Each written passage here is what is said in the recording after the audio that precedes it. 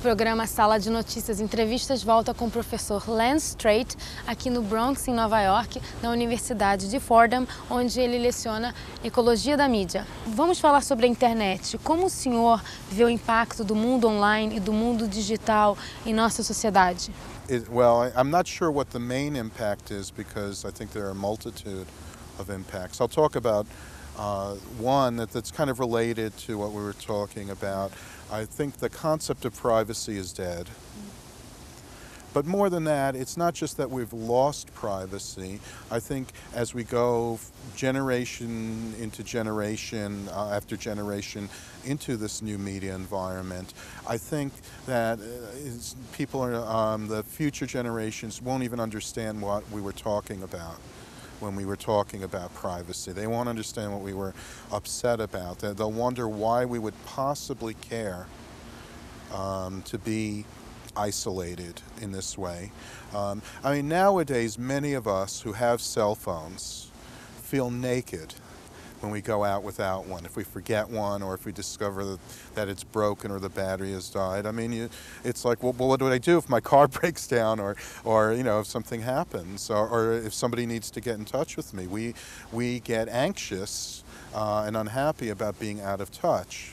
I think that this will be the norm. And it won't just be cell phones.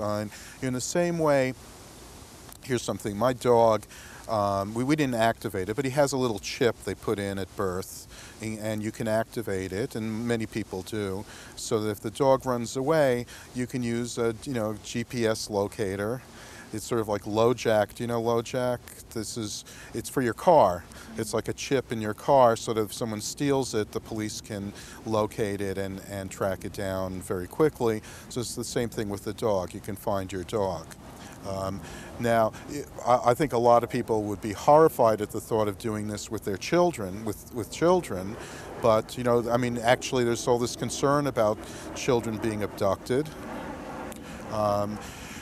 And at the same time, what we did with our children, which would have horrified previous generations, is we had them fingerprinted.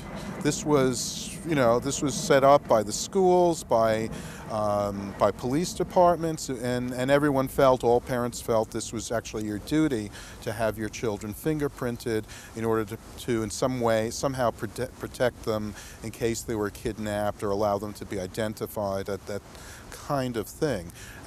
Previous generations would feel horrified, you know, fingerprinting is for criminals, not for regular citizens. But now, I mean, we've gotten to the point where we kind of routinely accept the notion of a government database that keeps track of us, or that can keep track of us.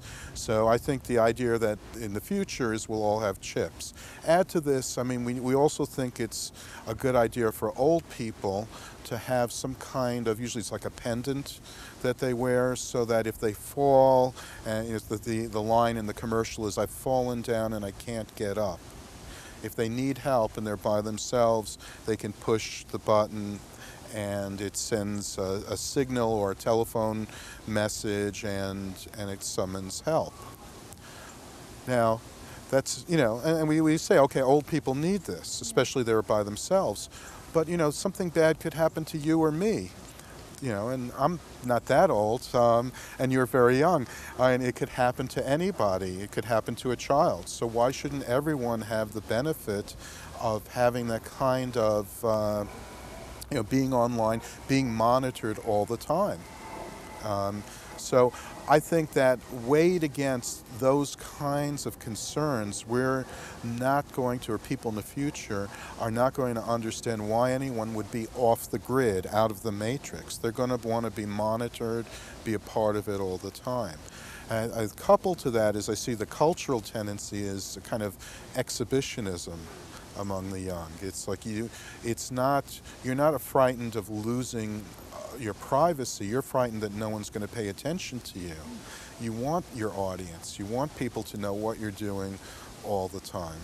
O senhor mencionou sites de relacionamento como Facebook. Essa é alguma revolução?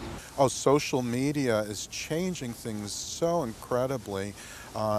And it used to be, and it is for most people today, adults, that you lose touch with people, you lose all your friends when you graduate high school. Typically you go off, you sometimes quickly, sometimes gradually lose friends. You get to reinvent yourself in another situation, and you go through that more than once in your life. But now kids are maintaining their network of friends from high school into college. It used to be you go to college, you go away to college, and you have no limited contact with your parents. Now the parents are calling on cell phones, and the kids are calling the parents on cell phones all the time. And so in a sense, we're not losing the networks that we've had. We're just adding and adding and adding to them. I mean, this is a drastically different kind of situation that we're encountering. I think ultimately it makes for a kind of multiplication of the individual. In the print era, people were individuals, private individuals. Now we're public, and we're sort of tribes of one, if you like. You know, that it's no longer me as a coherent, integrated individual, but me in many different guises as a kind of tribe, a tribal identity that's internalized, as I'm many different people in different situations, and I carry that along with me. O senhor vê alguma parte negativa no fato das pessoas estarem gastando muito tempo nesses sites de relacionamento? We always tend to do things to excess. I mean, it's very hard. It's just very hard not to become addicted or to become to resist the seductions of our technologies. That's the problem. I mean, critics often say, well, you just have to turn it off, or you just have to choose to not use it. But they're always so seductive. There's so much pleasure involved in those things, and the problem is always finding balance. How do we find the right balance? We can never seem to escape that concern. Como educar as crianças de uma forma que elas usem todas essas ferramentas digitais de uma maneira produtiva? Very difficult thing to do. I think that you have to expose them to a lot of different possibilities. And obviously different individuals are going to have different inclinations. Some are going to like some things better than others, but I think we do have to encourage reading particularly, because that's the most difficult thing to maintain. Is the culture of literacy is what's being pushed aside, but also the oral culture as well. The oral tradition, singing of songs, those kinds of things are an important part of our world. And in order to maintain balance, and kids need to learn about those things as well. I was just telling somebody how I've noticed over the past 20 years that a lot of traditional sayings, English language sayings, young people seem to know them less and less. And the example I was using was a rolling stone gathers no moss, because I found that many young people no longer realize that the Rolling Stones and songs with that term in it come directly from that saying. So they have this kind of lack of, some have called it cultural literacy. I don't really like that term per se, but a lack of oral tradition, really.